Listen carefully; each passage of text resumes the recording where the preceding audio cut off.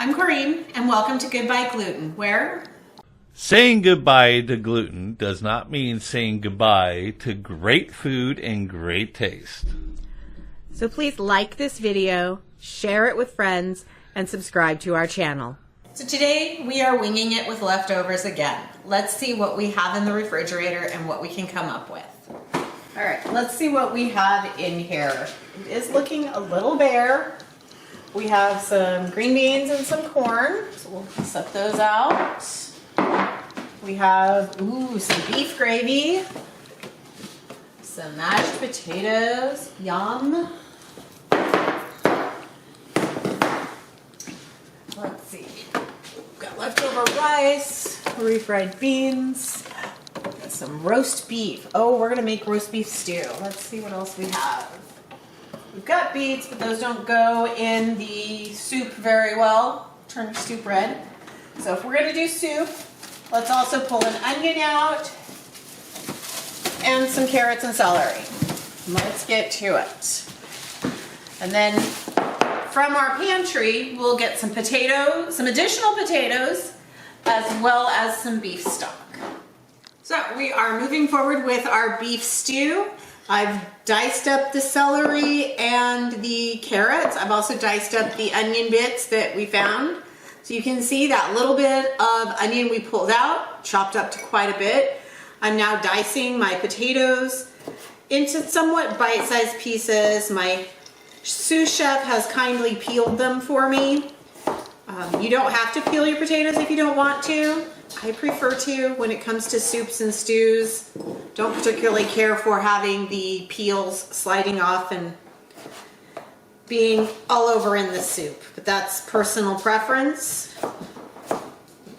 You could also use rice or noodles if you had this. If you're going to use noodles, and you definitely want to wait until you are like in the last 5 minutes to add noodles, because those will suck up all the liquid in your... Now I'm going to dice up the rest of this roast beef from a roast we did a couple days ago. This is the nice thing about a roast, is you can get so many different meals out of it, in addition to just your leftover roast and whatever, which I'm absolutely willing to do. So, and we do have our shredded beef taco recipe linked right up here for you. We've already repurposed this roast once. This will be the final repurpose of it because I'm using all of it up. And I'm just chopping it up into more bite-sized pieces. Totally up to you if you want to leave it in the larger pieces. Now, you're probably wondering, what are we going to use the mashed potatoes and gravy for? The gravy is going to be part of our broth, our sauce. The mashed potatoes are actually going to thicken it. So let's move over to the stove. We're going to use my favorite cast iron Dutch oven to make this. All right, so I'm all set here with my favorite Dutch oven. This really was a Christmas gift.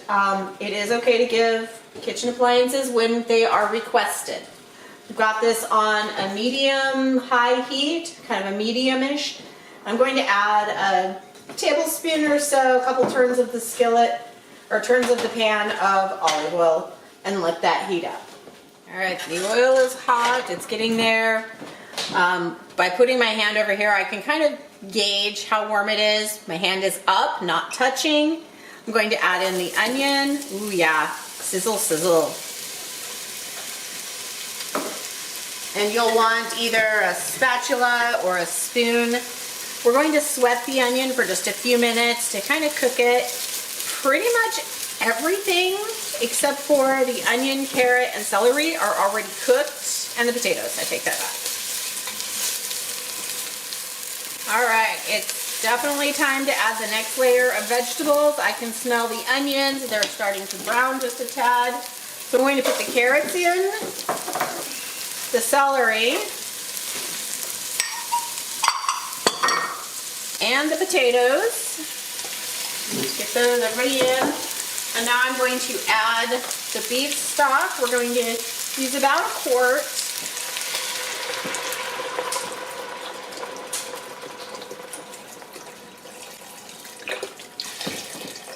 All right, I'm rinsing the box out. I've got about a half of a box of water, so about a half a quart. I'm gonna add that in because you want enough water in here to cover your vegetables. Now, with this, remember, this is whatever we have in the refrigerator. If you have other vegetables that you like that are in the refrigerator and you want to use them, by all means, you want to put in the thicker, heartier vegetables first. So you notice I've got the carrots and the potatoes. They're both hard. They're going to take a little longer to cook. I'm going to turn this up to about a medium high because I want to bring this up to a little bit of a boil. And then we're going to let this cook for about 10 more minutes. We'll add in the meat and all of the other items. So I'm going to add the beef in because we want to get everybody into the pool. And then the corn and the green beans, potatoes, and the gravy are going to wait just a little bit longer. We'll turn this up to high, pop a lid on it, and give this about 10 to 15 minutes until the potatoes start to cook down just a little bit. All right, let's take a look here. Oh, this is boiling lovely. The downside to that is the great big lid. You give it a quick little stir. Just make sure everything is. Now, if you wanted to, if this is all you had, you could call it good. Just finish cooking your potatoes. They probably have another 6 to 7 minutes to go.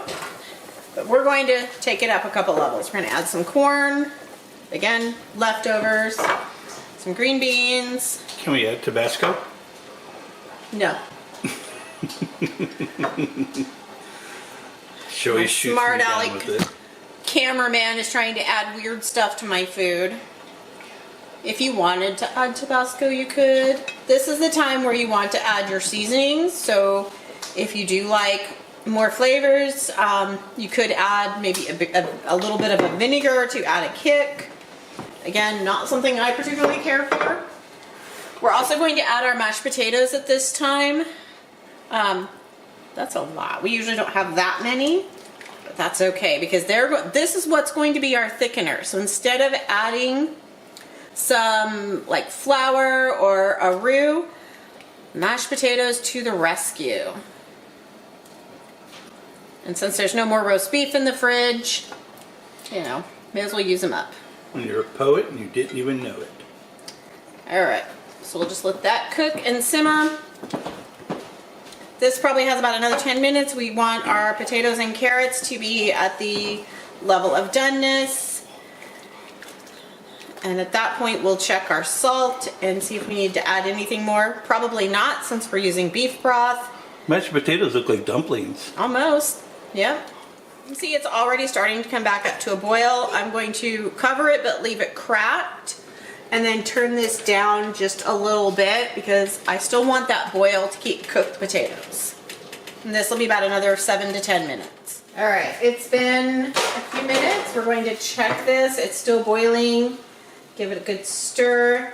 You can see that all of the mashed potatoes have dissolved and built in, so we have this really nice gravy. If you like it thicker, you could probably add some like a roux or something, or just add less broth. But we're going to check the potatoes by sticking a fork in. They're popping through, kind of soft. In my opinion, they need another couple of minutes. The nice thing is really from this point, if you put this down to low, you could let this sit for, you know, another half hour on your stove if dinner's not quite, it's not quite time for dinner. Let's test our flavors. This is going to be hot. It's boiling liquid, so just keep that in mind.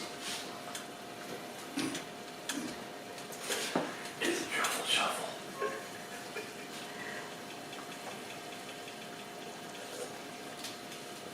Ooh, that's good.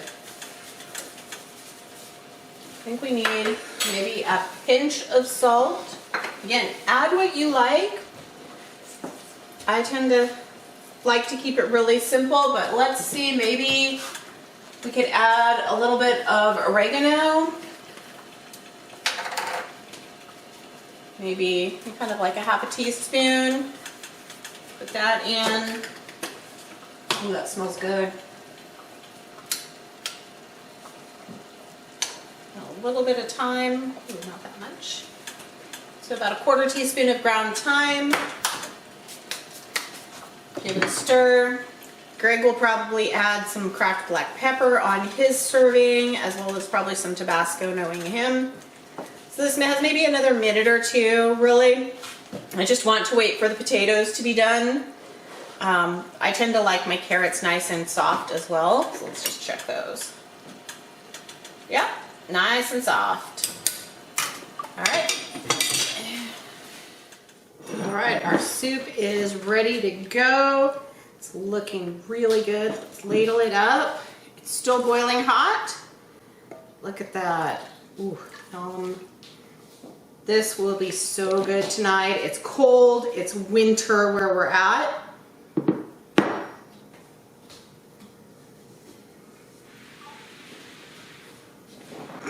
All right, it's now ready to taste. It's cooled off just a little bit because hot, you know.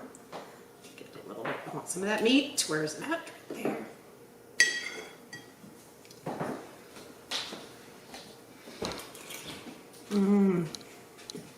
Potatoes are cooked so well. Now you can serve this if you're a crackers person with your soup, absolutely. Or you could do one of the Red Lobster Cheddar Bay biscuits, which we do have, you know, available. We get them from Walmart. But I hope you have a great evening. Remember what we always say here at Goodbye Gluten. Saying goodbye to gluten does not mean saying goodbye to great food and great taste.